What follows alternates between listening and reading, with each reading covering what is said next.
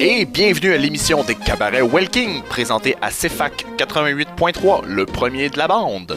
Cette semaine, nous vous présentons les meilleurs moments du cabaret du 15 décembre 2016, avec nos invités Jason Roy et Stéphane Ruet. Ouais, j'ai senti ma pression monter soudainement. Hein. Alors, bonsoir tout le monde et bienvenue au cabaret Welking! C'est toujours le fun d'avoir autant de monde dans la première rangée. Ouais, mais c'est moi mon jingle, Alex, comme les applaudissements. Pouvez-vous me faire un autre jingle?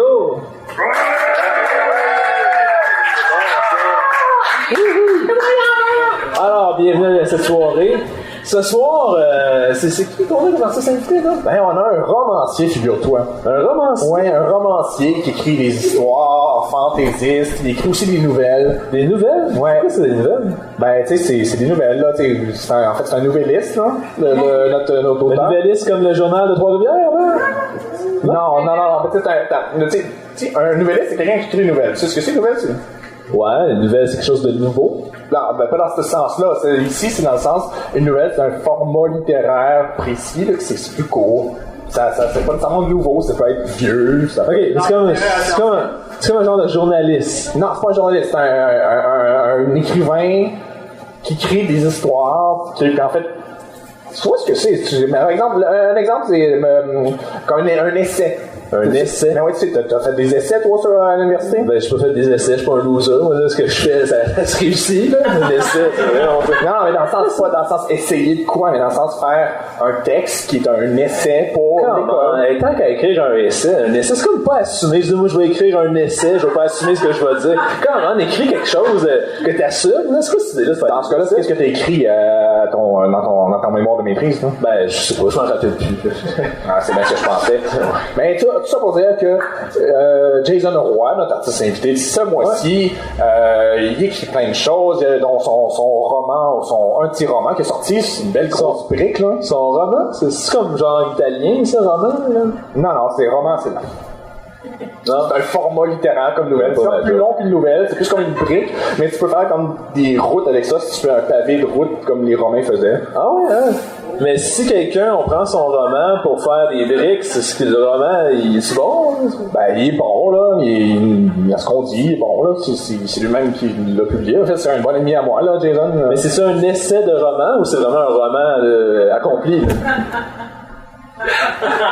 C'est celui qui est pas clair ou c'est moi qui est mêlé? Écoute, je sais pas, moi, je te disais que j'aimais pas lu son roman. Mais je te dis que c'est bien bon ce qu'il écrit. Ouais. Mais ça parle de quoi? Ça parle d'une histoire, le roman qui est sorti comme l'an dernier, je pense, il y a 2 ans, c'était avec des insectes, là, qui vivent dans une société un peu comme médiévale, puis il y a des aventures entre elles, là, puis il y a comme des hiérarchies, puis des fourmis, puis des coccinelles. Il faut avoir de l'imagination, penser à ça. Maison. Donc, ouais.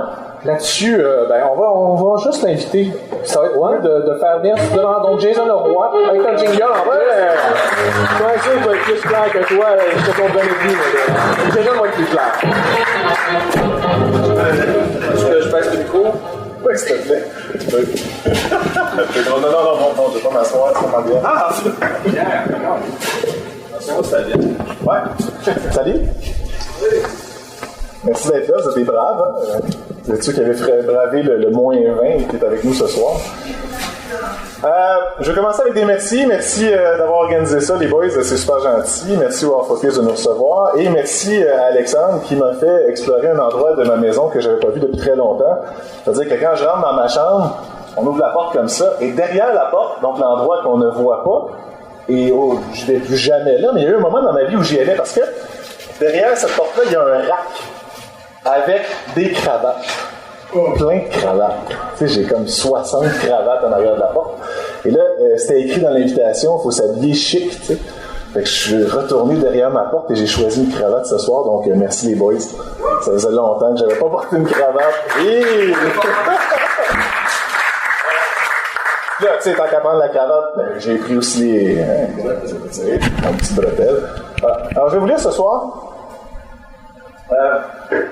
un petit texte pour commencer, juste pour réchauffer un peu l'ambiance, puis c'est une bonne soirée pour chercher du réchauffement, qui vient de mon dernier recueil, qui est paru cet automne, et qui est aussi en vente. Alors, si jamais vous aimez ça, vous avez envie d'en savoir plus ou d'en lire plus, vous pourrez aussi vous prendre un petit recueil.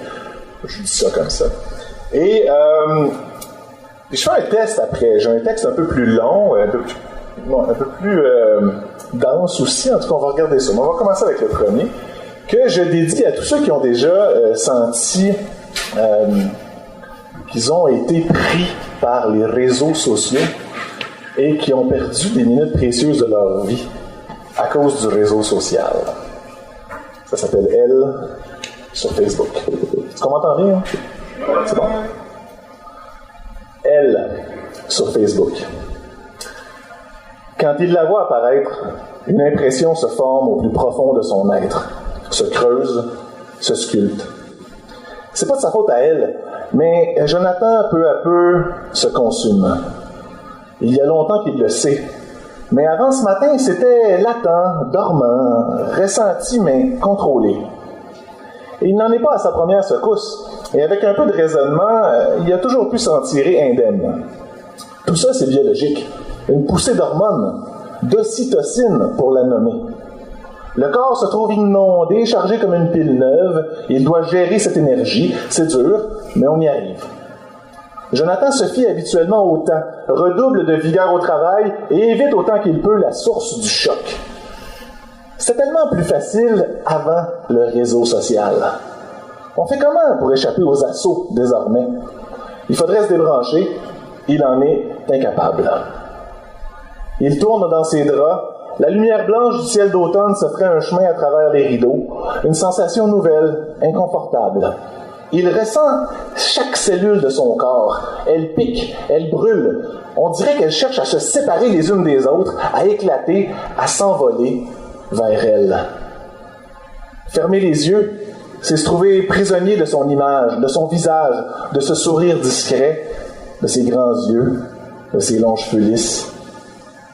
Cette fois-ci, il le sait, l'ennemi est plus fort que lui. Elle n'est pas seulement belle à brûler les yeux, elle est brillante, allumée, et cache sous un sérieux affecté une force, un magnétisme dont elle ne soupçonne peut-être même pas l'existence. Il l'a surprise l'autre jour parlant au téléphone avec son mec. Sa voix, son corps, tout ce qui exposait l'amoureuse, ce qui témoignait de son affection pour l'autre, semblait montrer à Jonathan le dernier aspect secret, intime, qui lui restait à découvrir. Voilà ce qu'il n'avait pas, n'avait jamais eu, et voulait plus que tout. Encore elle sur Facebook, un autre statut, cette fois-ci avec toute son équipe de volleyball. Une autre image qui ira s'enfoncer dans son âme, qu'il ne parviendra plus à effacer. Il voudrait fuir, mais l'écran le retient. Il essaie de se lever, des mains invisibles la grippent. Sur ses jambes, un picotement étrange. Il relève son pantalon. Des plaques noires se forment sur la peau, s'étendent, envahissent chaque pore. Une odeur de carbonisé s'immisce et emplit l'espace de sa salle de travail. Terrorisé, il tente encore de partir. Impossible. La souffrance le cloue sur place. Ses bras, ses mains noircissent aussi maintenant. Une fumée nauséabonde commence à lui cacher son ordinateur portable. Il s'affaisse sur sa chaise. Ses jambes ont disparu. Il ne reste plus que de la cendre. Son corps aussi brûle et fume. La vapeur, l'odeur abondante, prégnante. Bientôt, seule sa tête est intacte et tombe sur la table, les yeux ouverts, sur le fil de nouvelles. Un autre statut. Elle avec son mec. Heureuse, dans ce qui paraît être une fête, une réception au boulot de son copain, avec ses collègues à lui, croit-il. Elle le tient serré contre son corps, sourit à la caméra. Jonathan, enfin sa tête, observe la scène. Le picotement titille chacun de ses neurones. Ses yeux s'agrandissent. Son crâne tremble. Dans un bruit sourd et visqueux, sa boîte crânienne explose. Sur le clavier, un sang épais s'infiltre entre les touches.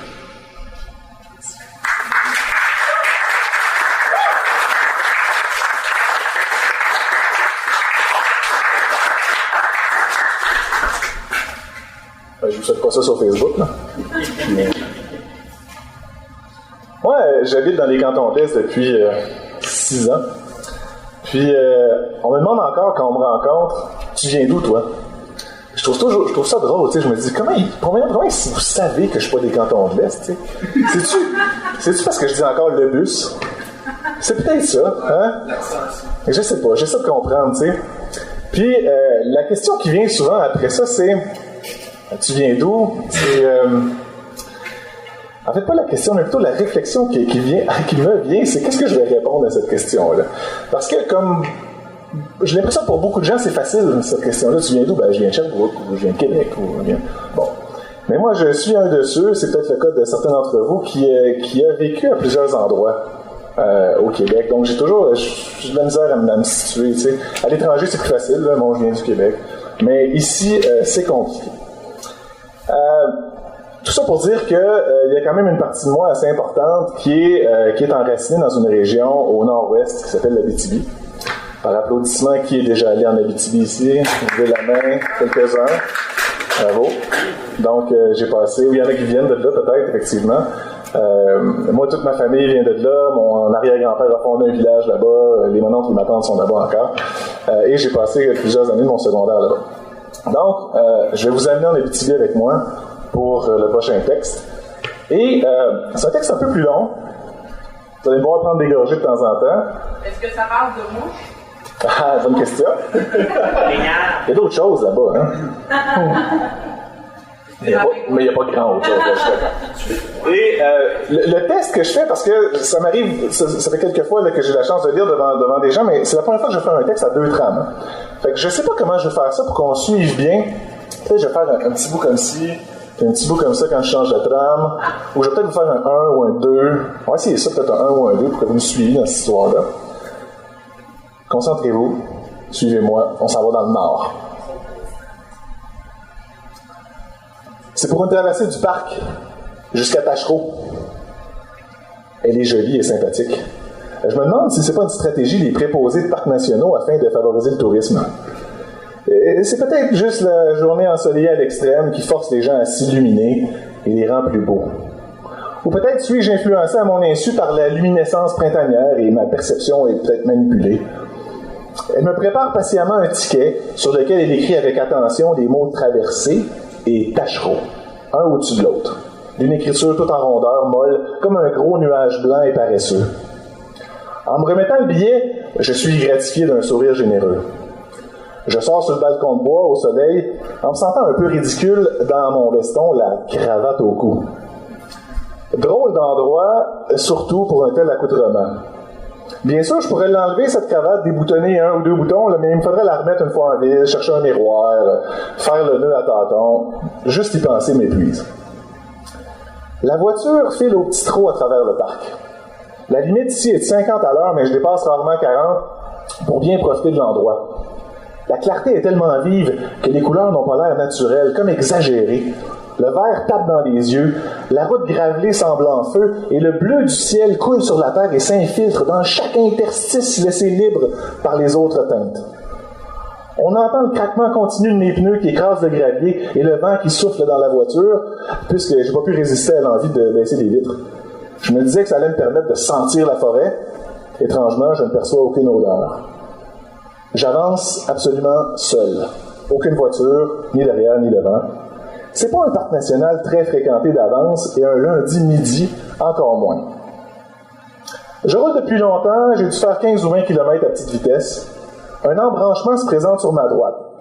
Lac Filto, 500 mètres. J'ai le temps et m'y engage. Moins fréquenté encore, le chemin devient beaucoup plus étroit. Les arbres se serrent de chaque côté de la voiture et forment un dôme au-dessus de celle-ci. Le soleil se retrouve partiellement filtré, paraît s'en offusquer et met plus d'ardeur à couvrir le sol de taches éblouissantes qui dansent au rythme du vent. Je descends du véhicule. Encore une fois, surpris par le silence. Il prend toute la place. Je m'avance vers le lac. Un immense miroir, pas une seule ride. L'eau est d'une clarté étonnante et on distingue parfaitement le fond brun vaseux, illuminé sous l'assaut des rayons. Un petit passage de bois qu'on a construit pour éviter de marcher sur la plage boueuse mène au lac. Dans cette boue, où le noir contraste fortement avec le brun clair, je distingue nettement les pistes d'un animal que je n'arrive pas à identifier.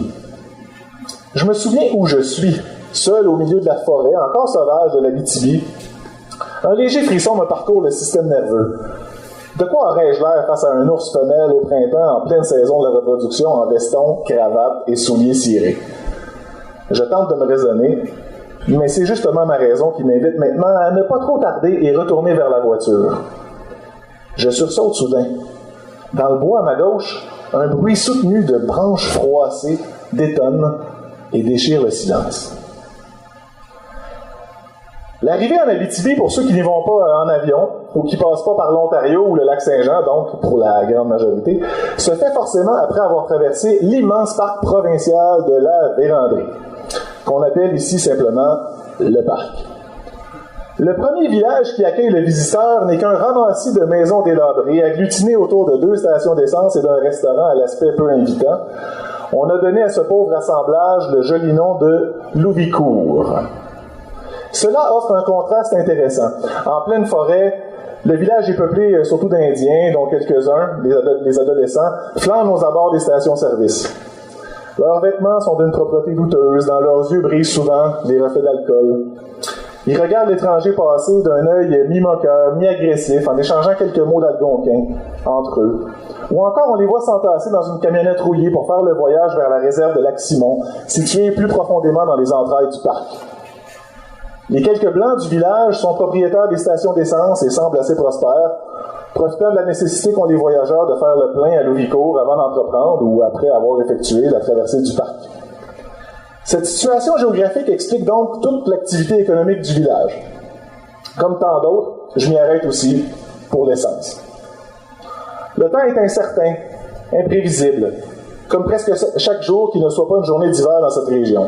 Aujourd'hui, il fait gris et frais. On s'habitue même à cela. Au moment de payer, un vieil algonquin au visage tout plissé me demande si je peux l'amener à Val-d'Or. Si j'étais un vrai Abitibien pur laine, j'aurais certainement refusé, voire peut-être même pas répondu. Il n'est pas dans la coutume des Blancs de parler beaucoup aux Autochtones ici et vice-versa. Les deux cultures se méfient l'une de l'autre et on garde normalement ses distances. A-t-il senti quelque chose de différent en moi?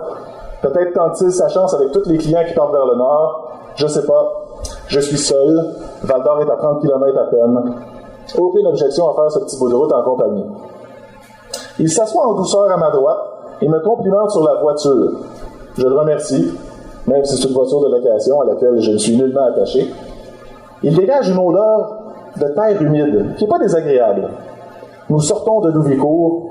J'appuie sur l'accélérateur. Tous les fluides qui parcourent mon corps se glacent. Je sens mon poil au garde-à-vous sur mes bras. Les scénarios défilent dans mon esprit, mais en gros se résument à ceci. Selon la force du bruit, il ne peut y avoir que 3 espèces en train de remuer dans les buissons et s'avançant ainsi vers moi. Un ours, un orignal ou un homme. Je ne considère pas trop la dernière option, puisqu'il n'y a qu'un sentier praticable et qu'un être humain l'aurait certainement emprunté.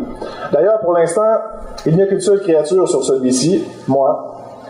Je redécouvre enfin le contrôle de mes jambes et décide de m'élancer vers l'automobile, laissant le mystérieux bruit derrière. Je ne me trouve heureusement pas trop loin. J'accélère la course pendant que mon cœur bat à plein régime. Ma respiration est très forte, un gros souffle humide. Je ne suis plus qu'à quelques pas de la voiture. La simple vue de celle-ci me rassure. Je souffle encore, fortement. Je ne suis plus qu'à un pas de la voiture. Et pourtant, je l'ai bien entendu, cette respiration sourde, profonde. Je me rends compte alors que c'est pas la mienne. En tremblant, je me retourne, tranquillement. Mes clés s'entrechoquent dans une petite danse glaciale. Une sueur soudaine me mouille le bas du dos et le front.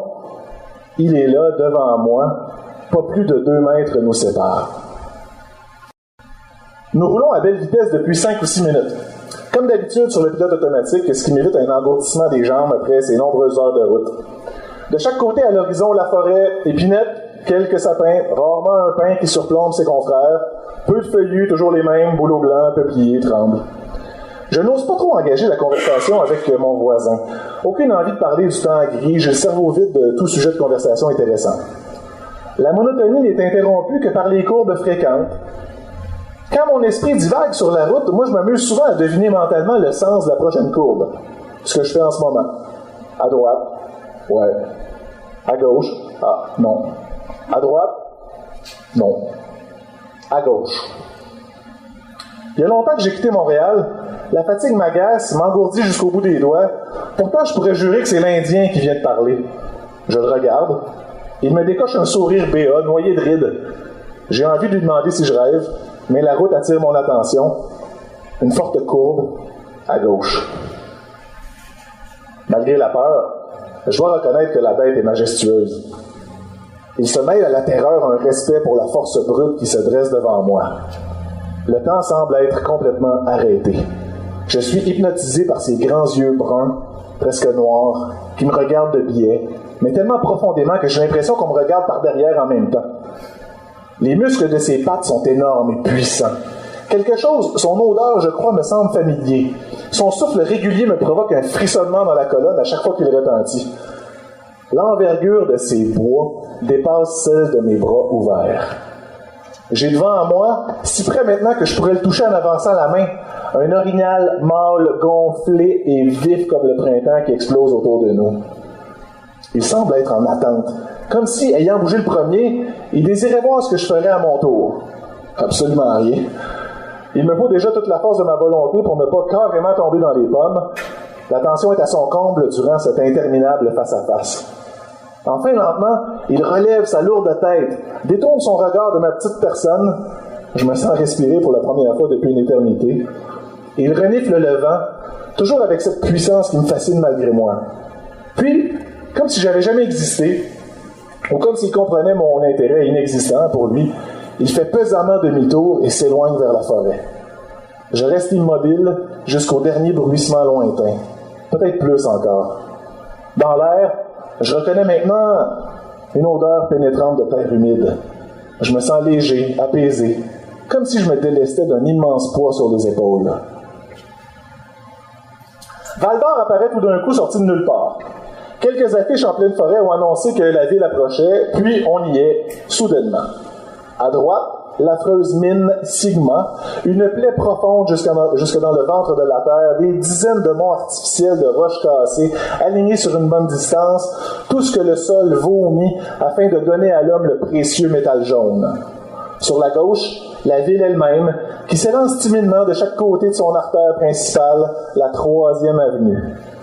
Les vieilles tavernes et les bars salons surannés y côtoient les commerces modernes, et comme partout, l'arrivée du printemps jette les gens à la rue, tout étonnés de ne plus avoir froid.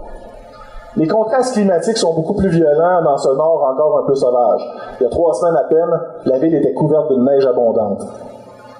Après un bref laps de temps, on quitte le centre-ville et on tombe sur l'immanquable centre d'achat, et après, c'est fini. On se retrouve à nouveau en plein bois. J'en suis encore qu'au centre-ville lorsque je m'adresse enfin à mon passager. Voulez-vous que je vous laisse? Où tu veux. Au centre d'achat, c'est correct? C'est parfait, merci de m'avoir pris. Il a prononcé ces mots avec un drôle d'accent, prenant son temps pour bien articuler. Ça vous arrive souvent de faire du pouce comme ça? C'est sûrement son sourire franc qui m'invite à engager la conversation. De temps en temps, c'est pas toujours facile. J'ai un peu honte, tout d'un coup. Je termine sa phrase mentalement. Pas toujours facile quand les Blancs ne daignent même pas lever les yeux sur toi, quand on ne sait jamais combien d'heures on va geler sur le bord de la grande route, en espérant qu'un autre Indien avec un véhicule passe par là. Je me retourne vers lui. Il me regarde encore en souriant, un peu plus maintenant, si tant est que ce soit possible. Je suis content de t'avoir rencontré. Mon nom à moi, c'est Charles. J'habite plus bas dans le parc, à Kitsisakik. Un jour, tu devrais faire un détour, aller voir ça. T'aimes la nature, non? Ouais, dis-je sans trop y penser. Chasses-tu? Quand j'étais plus jeune, oui. Maintenant, je serais plus capable. J'ai encore des remords de conscience quand je pense aux petites bêtes que j'ai tuées. Les remords, c'est souvent quand on est coupable qu'on les a. Mais fais-toi-en pas. Si la nature a quelque chose à te faire savoir ou te reprocher, elle va passer son message. Qu'est-ce que vous voulez dire? Que le monde cherche toujours à vivre en équilibre. Si ça penche trop d'un bord, soit tu chavires, ou il faut que ça se replace. Dans les deux cas, ça redevient stable. J'arrive au centre commercial, m'arrête près de la porte principale. Il descend de la voiture et s'éloigne rapidement. J'ai la sensation de vouloir lui dire autre chose, d'avoir une question coincée à l'intérieur que j'arrive pas à formuler. Nous en restons là. Je jette un coup d'œil à travers les portes vitrées du centre d'achat. Il me semble voir au bout du couloir qui se retourne vers moi et me lance un dernier sourire.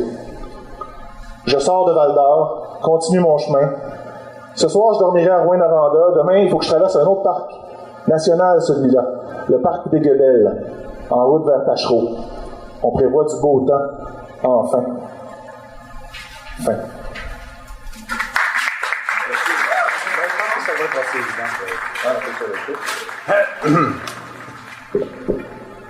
À partir d'un récit de voyage. Sinueuse et grimpante, la route sortait de la vallée couleur chair de cette chère rivière Red Deer pour s'élancer rectiligne à travers l'infini des champs plats de canola.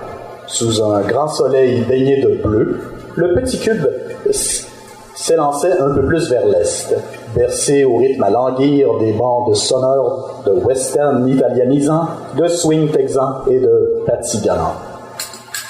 Non, c'est vrai.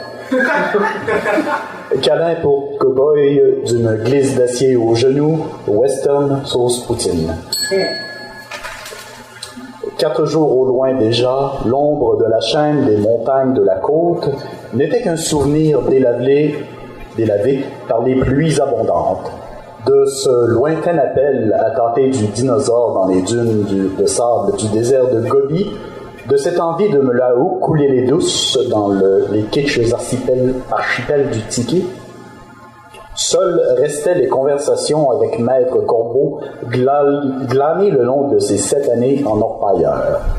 De l'or du fond des rues, j'y laissais mon lot de plumes sur les rives du Pacifique.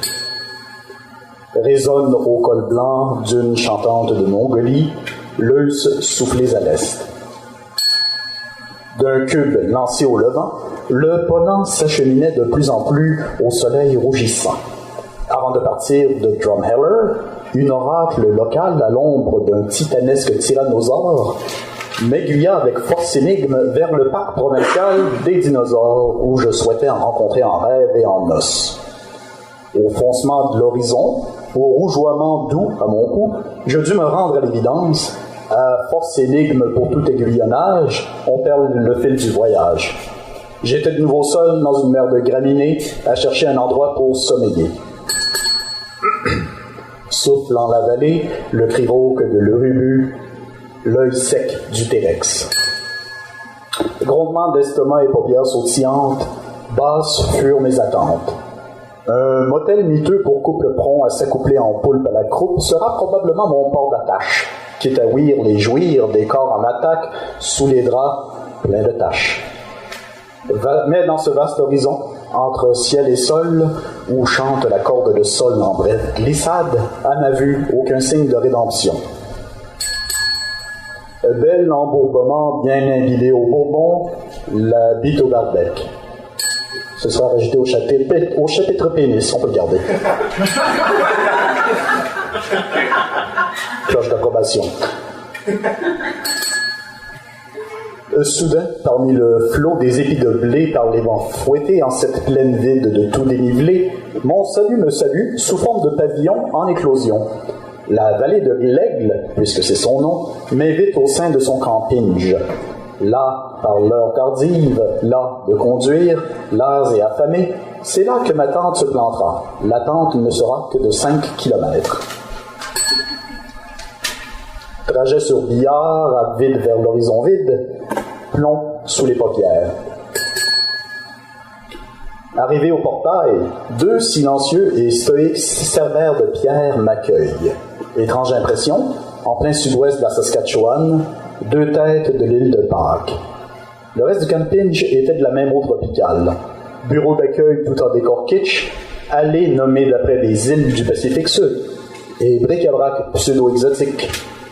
Même l'étagère des dépliants touristiques attira mon regard de cow-boy solitaire en quête d'insolites terres. Proximité d'un désert de dunes de sable, rassemblement de cow-boy poètes, même un village dédié au culte du roi tyrannosaure. 3 doigts dans l'argile sur la piste de cow-boy kitsch, paradinosaure. Sirotant un explosif cocktail de tequila and tonic, oui, un TN tyrannosaure, je savais que je devais quitter cet improbable paradis dès les premières lueurs sans avoir la chance de plonger à même ses trésors. Mon destin était tout autre, poussé par une odyssée toujours un peu plus à l'est vers ma pélénopienne Hélène. Mais si vous pensez que je n'y remettrai jamais les pieds, faut pas rêver.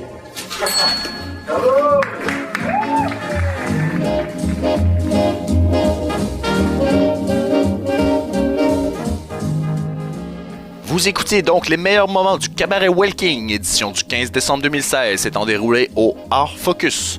Ne manquez surtout pas la prochaine édition le jeudi 23 février à 20h30. Vous êtes artiste, musicien, poète, humoriste? Inscrivez-vous au micro ouvert des cabarets en nous contactant sur Facebook. Il reste de la place disponible pour le prochain cabaret. D'ici là, au revoir, à bientôt.